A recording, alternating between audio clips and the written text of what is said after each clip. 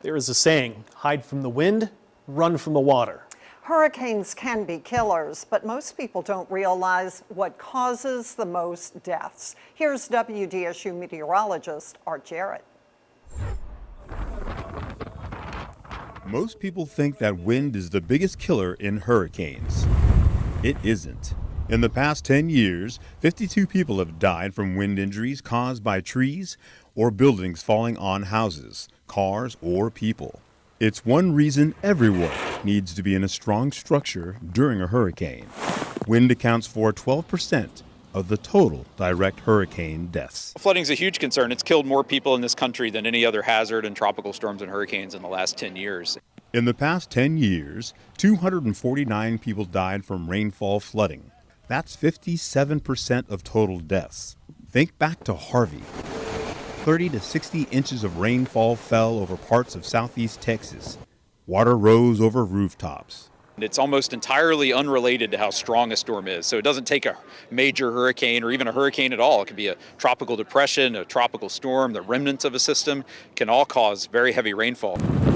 It's a different story with storm surge. The highest surge is caused by large, slow-moving hurricanes. Over the past 10 years, 50 people died in storm surge. That's 11% of the total.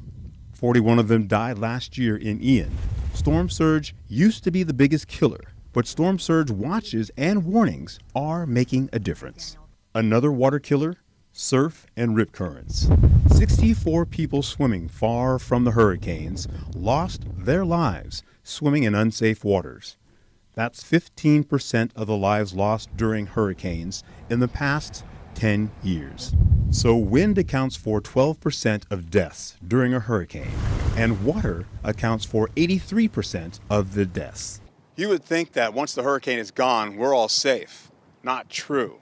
Just as many people die after a hurricane as during one. It's called indirect deaths. Ida was brutal for all of us. No power, extreme heat. It was hard on the elderly population. People died from improper use of generators, electrocution, cleaning up around the house, but most deaths were in vehicles. The takeaway? Hurricanes can be killers, and so can the aftermath. For WDSU, I'm meteorologist Art Jarrett.